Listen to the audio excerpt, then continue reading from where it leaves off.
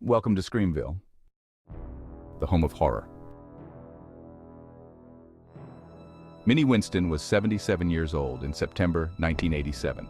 She lived alone with her 79-year-old husband William in Atlanta, Georgia, and acted as her husband's caretaker since his health had begun to decline. Minnie soaked herself in a bathtub on the evening of September 8th to relax, but she found nothing but a nightmare when she emerged. Minnie stepped out of the bath and into something wet and sticky burbling up from between the tiles. Blood soaked her feet and the floor. She rushed to call for her husband, who was asleep in their room, and it seemed that the bloody substance wasn't just in the bathroom. William joined his wife in the search for the source of the blood, finding instead more blood. Their living room, kitchen, crawl space, one bedroom, a hallway, and the basement all had the same rust-colored liquid spattered in them from seemingly nowhere. The pair first thought perhaps a small wounded animal found its way into their house, but they did find any other evidence of this in their search. There was no source or reason for the liquid that Minnie described as like a sprinkler, spraying up from the floors and all over her home. The dialysis machine that cleaned William's blood in lieu of functioning kidneys was even checked for a leak, but none was found.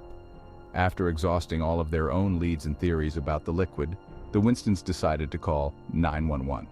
The first emergency service to arrive at the house were EMTs, meticulously checking the elderly couple for missed wounds or cuts on their bodies.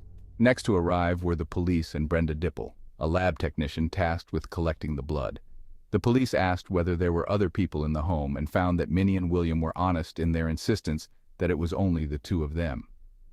The couple had locked their doors at 9:30 that evening and then set their security alarm, preventing any intruders. It was around 11:30 that night when the first droplets of blood began to appear. Police had no idea how to help or what was happening, finding no homicide or crime of any kind. Detectives descended upon the house on Fountain Drive, their every move scrutinized by a public hungry for answers. They meticulously collected samples of the blood, dusted for fingerprints, and interviewed the Winston family. Laboratory analysis of the blood yielded a chilling confirmation. It was indeed human blood. The news sent a collective shiver down the spines of the investigators. This wasn't some elaborate prank. However, just as quickly as the investigation seemed to be gaining momentum, it hit a wall. The blood type found in the house did not match that of any of the Winston family members. This baffling discovery only deepened the mystery.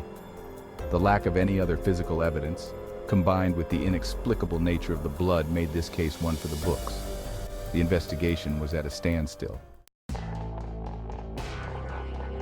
Days turned into weeks and weeks into months. The investigation dragged on, but the mystery of the bleeding house remained unsolved. The detectives pursued every lead, no matter how small or insignificant it seemed. They interviewed neighbors, acquaintances, and even distant relatives of the Winstons, hoping to uncover any shred of information that could lead them to the truth. But each new lead only seemed to lead to a dead end. The house itself offered no further clues.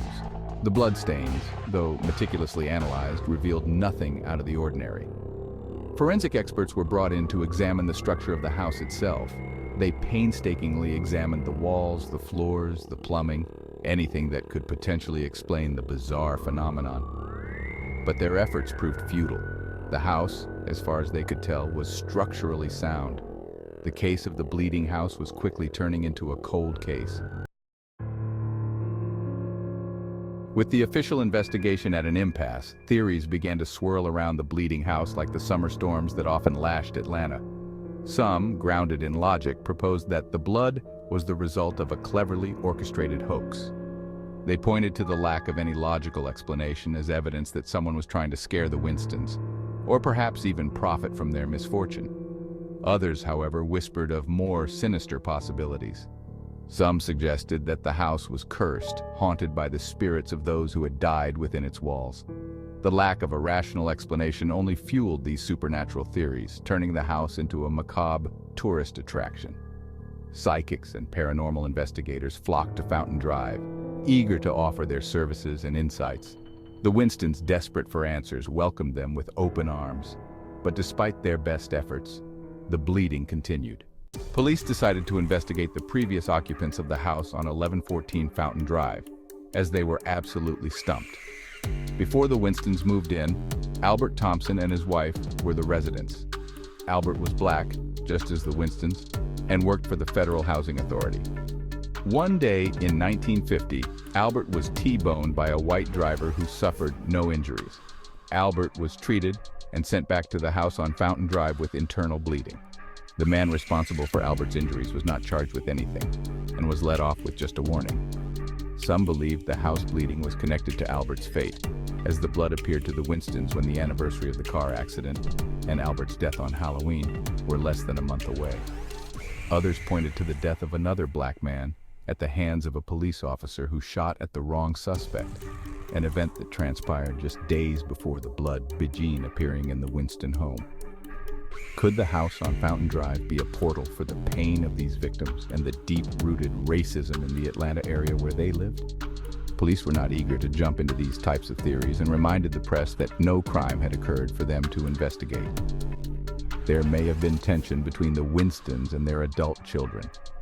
Rebecca Long of the group, Georgia Skeptics, published a piece about the home, claiming an investigator shared his belief that the whole thing was a hoax. This Lieutenant Walker allegedly said there were tensions between the Winstons and their grown children, leading to the blood being thrown about the house. One theory stated the Winstons wanted more attention from their children, and that somehow William's reliance on a dialysis machine meant he had access to human blood. However, the blood in the machine would be type A if taken from the machine in their home. Another theory was that the Winstons' daughter was a nurse and stole the blood from her workplace and flung it about the house. The reason was to have her parents declared incompetent and take over their finances. No one seemed to care that the Winstons had no previous run-ins with police or any similar history. A media circus surrounded the home at 1114 Fountain Drive. From the moment police arrived at the Winston home, so too did onlookers. William was frail and stayed in bed for a majority of the day, leaving many to answer the door and the telephone when nosy neighbors and reporters came calling. Filming took place inside of the house, showing the large spatters of blood throughout. A parapsychologist named William George Roll Jr. showed up with a reporter and asked for access to the home. He was turned away but vowed to keep trying. The Associated Press reported that Minnie stated on September 10th the Winstons ultimately stayed in their home, but the case was never solved. The house was built in the early 1900s. It had borne witness to generations of life, love, and loss. Its once bright facade was now stained with the morbid curiosity of a city captivated by its mystery. Neighbors, once friendly and welcoming, now avoided the Winston family, their gazes filled with a mixture of fear and suspicion. Tourists and thrill-seekers flocked to Fountain Drive, hoping to catch a glimpse of the infamous Bleeding House. The house, once a sanctuary for the Winston family, had become a prison, its walls seemingly closing in on them. The media, sensing a sensational story, descended upon the quiet Atlanta neighborhood like vultures drawn to carrion. Reporters camped outside the Winstons' home, their cameras flashing, their microphones thrust into the faces of a family struggling to cope with a nightmare. Headlines screamed from newspapers, the story dominating news cycles. The Bleeding House became a national obsession, its image splashed across television screens and magazine covers. The Winstons, thrust into the unforgiving glare of the spotlight, found themselves becoming unwilling celebrities, their lives dissected and debated by strangers.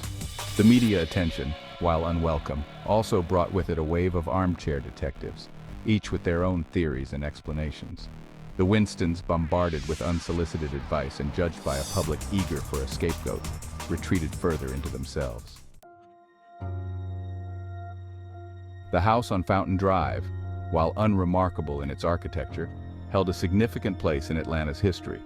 Built in the early 20th century, it had witnessed the city's dramatic transformation from a bustling commercial hub to a sprawling metropolis. The neighborhood itself, once home to wealthy merchants and prominent figures, had undergone its own share of change, transitioning into a more diverse and working-class community. The house, however, remained a silent sentinel, its walls holding the secrets of generations past. Some speculated that the house's history held the key to the bleeding mystery. They whispered of forgotten tragedies, of unsolved crimes, of restless spirits seeking retribution for past grievances. While no concrete link between the house's past and the bleeding phenomenon was ever established. The historical context added another layer of intrigue. Despite the thorough investigation, the numerous theories, and the relentless media attention, the mystery of the bleeding house on Fountain Drive remains unsolved to this day. The bloodstains eventually faded, the media circus moved on to the next sensational story, and life in the quiet Atlanta neighborhood gradually returned to a semblance of normalcy.